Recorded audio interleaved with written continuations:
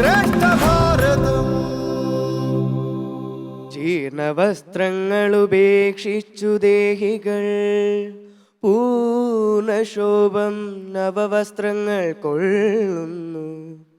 ജീർണദേഹവണ്ണമുപേക്ഷിച്ചു പൂർണ്ണശോഭം നവദേഹങ്ങൾ കൊള്ളുന്നു. കാലചക്രത്തിൻ ഭ്രമണവേഗത്തിനു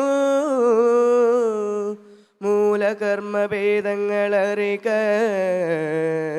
നീ. നന്നായി ആലപിച്ചു. ആശയം വിശദീകരിച്ചോളൂ. ശ്രീരാമദേവനെ പിരിഞ്ഞ ദുഃഖത്തിൽ ദശരഥ മഹാരാജാവ് മരിക്കുന്നു. ഈ അവസരത്തിൽ മാതൃഗൃഹത്തിലായിരുന്ന ഭരത ശത്രുഘ്നന്മാരെ തിരികെ വിളിക്കുവാൻ വേണ്ടി വസിഷ്ഠ മഹർഷി ദൂതനെ അയക്കുന്നു. തിരിച്ച് അയോധ്യ നഗരത്തിലേക്ക് എത്തിയ ഭരത ശത്രുഘ്നന്മാർ നഗരത്തിൽ എന്തോ ഒരു വലിയ ദുരന്തം നടന്നതായി മനസ്സിലാക്കുന്നു. ഭരതൻ തൻ്റെ മാതാവായ കൈകേയി ദേവിയോട് വിവരങ്ങൾ തിരക്കി സംഭവിച്ചതിനൊക്കെ പിന്നിൽ ദേവിയാണ് എന്ന് മനസ്സിലാക്കി ദേവിയെ ഭർസിക്കുന്നു.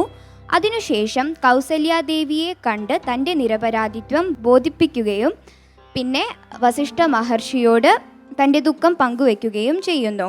ഈ അവസരത്തിൽ വസിഷ്ഠ മഹർഷി ഭരതനെ സമാധാനിപ്പിക്കാൻ വേണ്ടി പറയുന്ന വരികളാണ് ഇവിടുത്തെ സന്ദർഭം.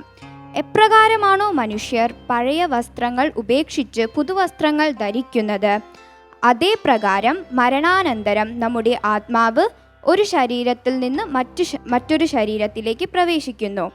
കാലചക്രത്തിൻ്റെ നിലനിൽപ്പിന് ഇതൊരു പ്രധാന ഘടകമാണെന്നും കൂടി വസിഷ്ഠ മഹർഷി ഇവിടെ കൂട്ടിച്ചേർക്കുന്നുണ്ട്.